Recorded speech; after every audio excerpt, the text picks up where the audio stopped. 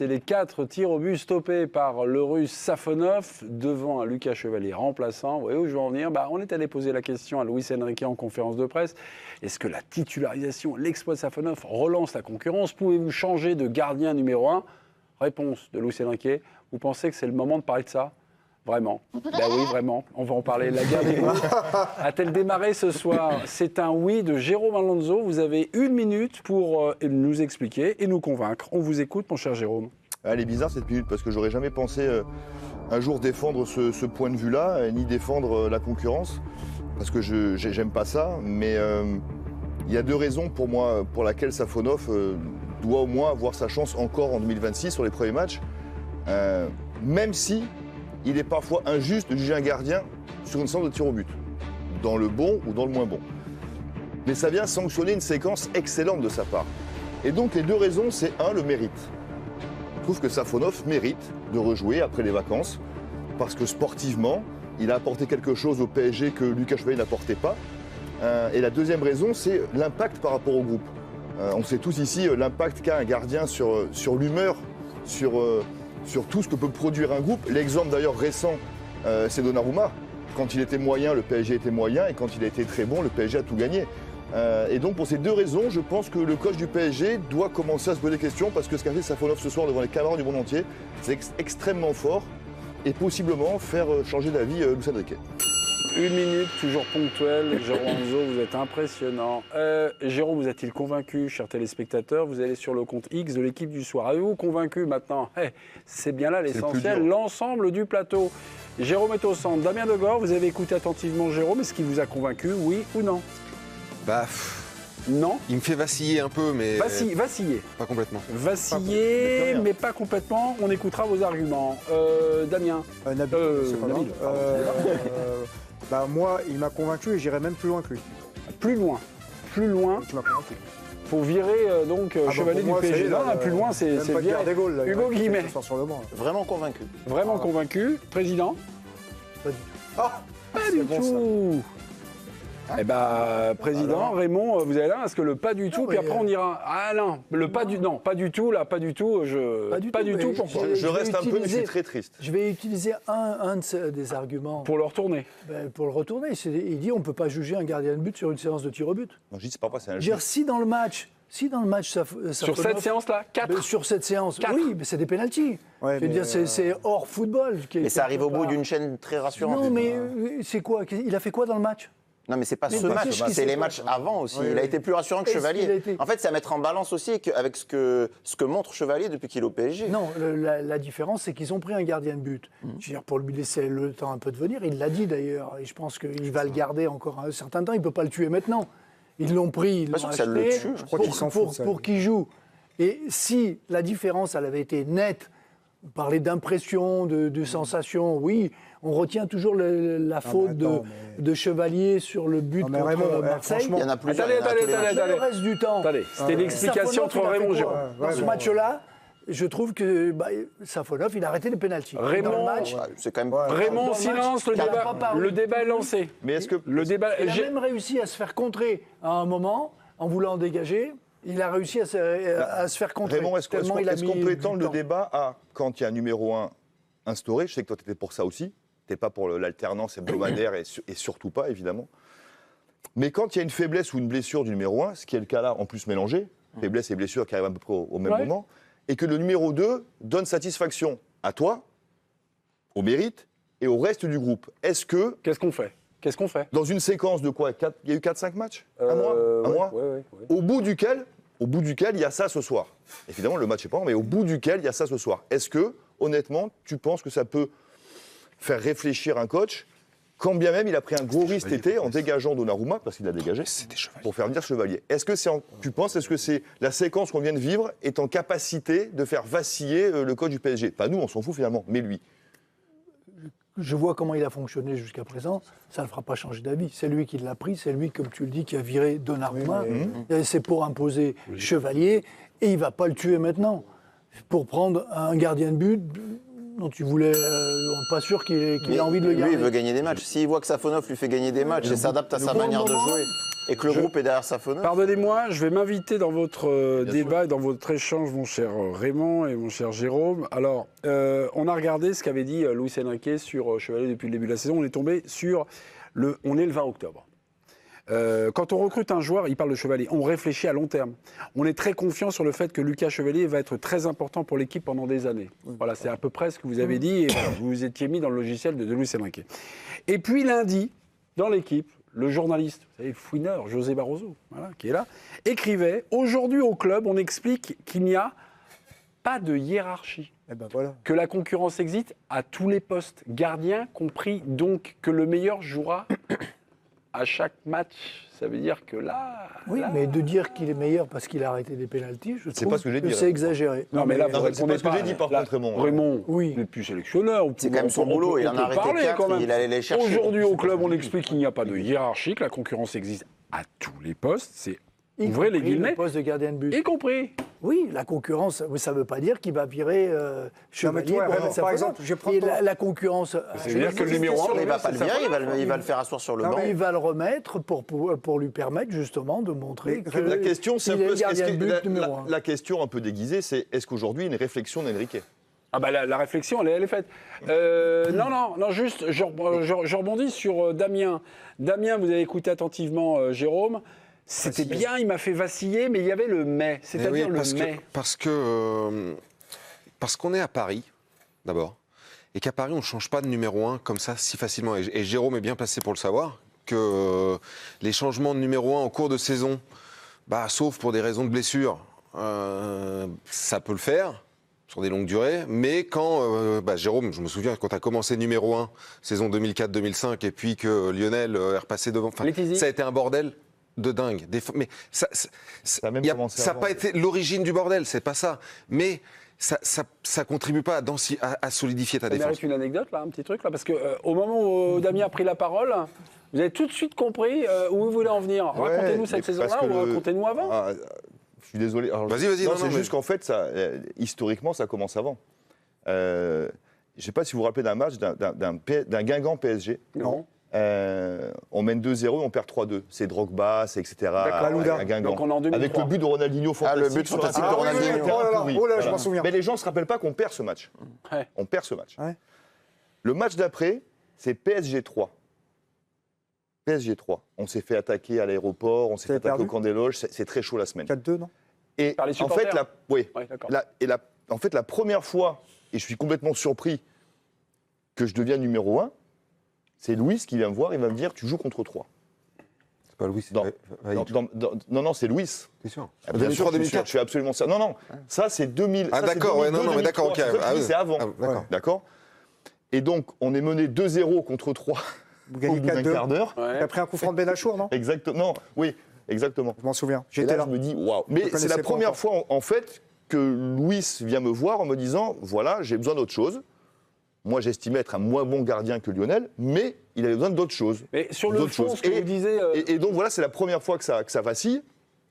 Après, je finis la saison, et Vaïd arrive. Et comment se termine la saison en autre boudin? Elle se termine, par effet de Coupe de France, perdue dans le temps additionnel contre mais en championnat, c'est pas terrible. D'ailleurs, Vaïd arrive derrière. Et en championnat, quand je rentre, on est 8e, et à la fin, on finit 8e aussi, tu vois. Mais donc voilà, c'est effectivement quelque chose qui a un impact sur le groupe après, parce que... Pardon, mais quand Damien dit, parce que c'est pareil, on ne change pas forcément de gardien, ou sinon c'est vraiment mauvais signe, est-ce que c'est un argument à prendre en compte? Oui, bien sûr, parce que socialement, dans un groupe, le gardien a un rôle très particulier. Et d'ailleurs, Navas avait ce rôle-là. D'ailleurs, on sous-estime ce qu'a vécu Donnarumma quand il arrive, parce que Navas, socialement, avait un rôle très important dans le vestiaire du PSG. Et je pense que ça a contribué aux contre-performances de Donnarumma au début. Et quand Chevalier arrive, Donnarumma a pris cette place sociale dans le vestiaire très importante aussi. Et je ne pense pas qu'aujourd'hui, Lucas Chevalier ait pris cette place-là humainement. Et t'as le cas Sirigu Trapp aussi. C'est la même chose. C'est des saisons qui annoncent rien de bon quand c'est comme ça. Quand je parlais à la fin de ma minute de l'impact sur le groupe, je pense que le coach ne peut pas y être insensible. J'ai vu des attitudes parfois quand Lucas prenait des buts qui m'ont interrogé. Des joueurs autour. J'ai vu des gestes que je connais par cœur. Tu vois, un peu le... Je l'ai vu, ça. Ah ouais, On l'a tous vu. Je l'ai vu. Moi, je l'ai pas vu. Enfin, je l'ai pas remarqué. Mais tu vois, c'est. Et puis, Bon. Et derrière, tu as un gardien qui arrive et qui te fait le 1000 à chaque match. Alors au niveau de l'impact par rapport au groupe, c'est juste là, et je fais très vite. Mais ça, ce qu'il vient de dire là. Ah non, mais je suis complètement d'accord avec ce qu'il vient de dire sur l'attitude de certains, des attitudes un peu de dépit sur des buts encaissés. Mais juste pour revenir sur Lucas Chevalier, moi je pense que. Déjà, je pense qu'il est arrivé trop tôt au PSG, mais ça, c'est un autre débat. Il est là. Ça, c'est réglé, il est là. Il est là. Mais ce serait se mettre Safonov, voilà ce que je voulais dire. Safonov, je suis pas d'accord avec toi, il a été très bon là, mais par exemple, contre Metz, je l'ai pas trouvé décisif, quoi. Tu dis la séquence dans sa globalité, c'est pas 20 sur 20 dans la globalité. Il peut rien du tout, quand même. Non, mais entre ne rien. Moi, ce que je veux dire, c'est qu'il doit être capable aussi d'exploit de temps en temps. L'exploit, c'est le match d'avant. Gardien du PSG. Alors, ok, je te prends à ton propre jeu. Le match d'avant, c'est quoi l'arrêt qui fait de fou à 0-0? C'est Bilbao. Non, Rennes. Rennes, il tourne le match contre Rennes. Il fait un arrêt contre Rennes, je suis désolé, depuis le mois d'août, c'est le plus bel arrêt que j'ai vu en Ligue 1. Un arrêt extraordinaire à 0-0. Donc si tu veux, tu as cet argument-là aussi. Non mais Attendez, Damien, entrez en jeu Nabil Gélite, parce que vous avez écouté... J'ai écouté les deux. Vous avez écouté Jérôme, et moi j'aurais été plus sévère.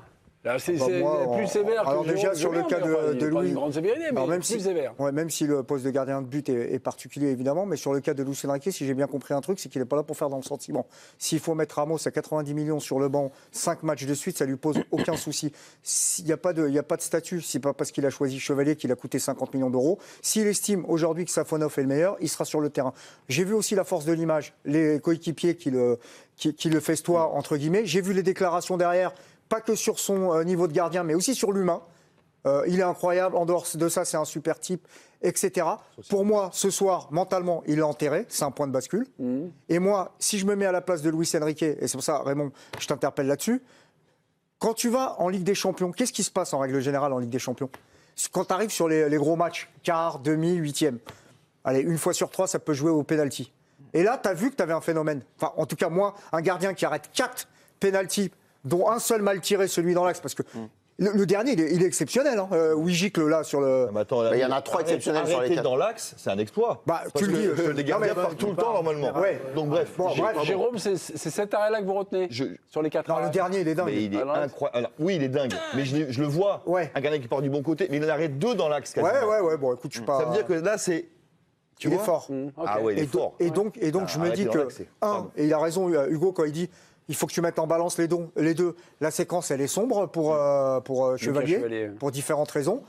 Tu me parles d'un match moyen à Metz, mais enfin, Chevalier, pour moi, c'est quand même le match de Marseille. La seule défaite depuis X temps. Je suis d'accord. Contre Tottenham, il va à la pêche. Vous oubliez, donc je peux trouver aussi beaucoup, malheureusement. Safonov, cette saison. Ouais, mais moi, alors, je vais dire un truc. Safonov, il a été bon dans cette histoire. La saison dernière, elle est terminée. Je vais dire pourquoi Safonov, il a été bon. On a un nouveau Safonov. Nabil, il présente ça comme la pépite qu'on découvre. Non, il n'a pas dit que c'était la dernière. Laisse-moi aller au bout. C'était pas la pépite. Laisse-moi aller au bout. Tu veux que je te dise Safonov, où il a bien joué le coup?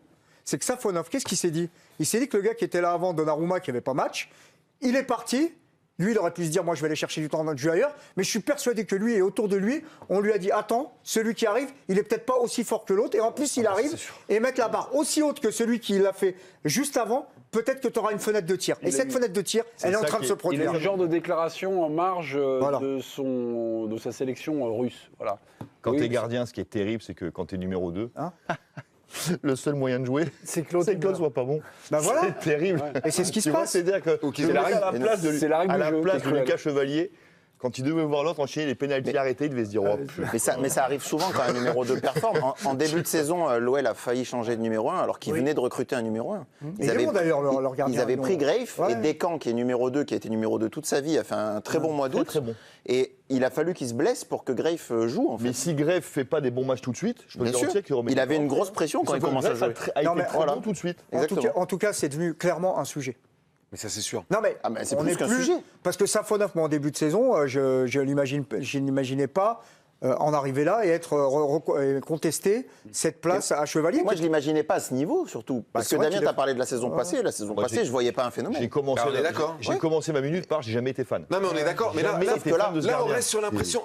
Non, mais on voit un gars rassurant. Oui, en fait, on voit pas l'attitude. Il sort bien, il lit bien les trajectoires. il a une bonne relance. Là-dessus, je suis moins il est serein. Si, dans le jeu aérien, je le trouve serein. Damien, sur le niveau de Safonov, le problème c'est quoi? C'est le niveau de Safonov ou le niveau actuel de Chevalier? Non mais un niveau de Chevalier est un vrai problème. Ça, c'est sûr. Oui. Et donc voilà, on en est là. C'est que le problème aujourd'hui, c'est plus le niveau de Chevalier que ce que vaut véritablement Safonov. Mais moi, il n'a plus le droit à l'erreur, Chevalier. Oui, ça c'est sûr. Mais moi, je reste dubitatif sur. J'ai une théorie un peu moisie. Sur les gardiens qui sont très forts sur les séances de tir au but, c'est pas forcément les meilleurs pendant les matchs. Commencer par ça dans l'argumentaire. Mais j'attends de le voir. J'attends de le voir sur un match. Voilà, c'est la Coupe intercontinentale. Non, mais on sait bien que les clubs n'accordent pas à la Coupe intercontinentale la même valeur que sur la Ligue des Champions. Un numéro 2 qui fait un super match en Coupe, on l'a tous vu. Mais attends, Jérôme. Un numéro 2, et ça m'est arrivé. Non, mais quand le numéro 1, il est intouchable, le numéro 2, il peut te gagner la Coupe de France, lui tout seul, il jouera jamais en championnat. Donc ça veut dire qu'il y a aussi une porte qui s'ouvre parce que Lucas n'a pas été performant. Et là où Nabil a raison, c'est qu'il y a là il y a débat. D'abord, s'il n'y avait pas débat, il l'aurait refermé. Sinon on ne ferait pas nous le débat. Non, mais Luis Enrique l'aurait refermé en disant bah non, la hiérarchie change pas. Non, mais le débat, on a commencé à l'avoir avant que Safonov arrive dans l'histoire. C'est vrai, ça, il a laissé complètement ouvert. Non, mais ça monte en puissance. On a eu le débat avant que Safonov arrive. Je suis avec vous toutes les semaines. Le débat sur Lucas, on l'a eu. Mais pas avec le même Safonov soit bon. Je reviens parce que Chevalier, on a entendu Chevalier il y a un an à peu près, Chevalier qui était encore à Lille, on entendait des rumeurs. Mois de décembre, il y a à peu près un an, remplaçant Donnarumma la saison prochaine, c'est-à-dire cette saison. Chevalier, quand même, conserve-t-il un peu de crédit, un peu d'immunité parce que c'est la décision de Luis Enrique. C'est la décision du coach de, on va dire, déconduire Donnarumma, en tout cas de vendre Donnarumma pour prendre un nouveau gardien. Est-ce que là, il y a quelque chose quand même quelque chose le sauve aujourd'hui, ou devait le sauver aujourd'hui, pardon, ce serait l'ego, entre guillemets, d'un coach qui a tout chamboulé pour le faire venir. Exactement. C'est que ça qui peut le sauver aujourd'hui. C'est pas sportivement. Il se remet en cause. Sinon, il dit, je me suis trompé. Bien sûr. Bah oui. Il peut. Moi, je pense qu'il n'aura aucun problème avec ça et à faire jouer Safonov. Et je crois que c'est un coach qui est capable aussi de réintégrer Chevalier petit à petit pour la saison d'après. Chevalier peut très bien jouer un match sur 4 jusqu'à la fin de saison. Il y a un petit turnover au poste de gardien au Paris Saint-Germain. C'est pas tout le temps le même qui joue. Après, si on se place du point de vue de Chevalier, oui, 80%. Il faudrait mieux qu'il joue un peu quand même. Oui. Parce que je rappelle juste que Areola il joue avec West Ham et que Samba est pas trop mauvais en ce moment.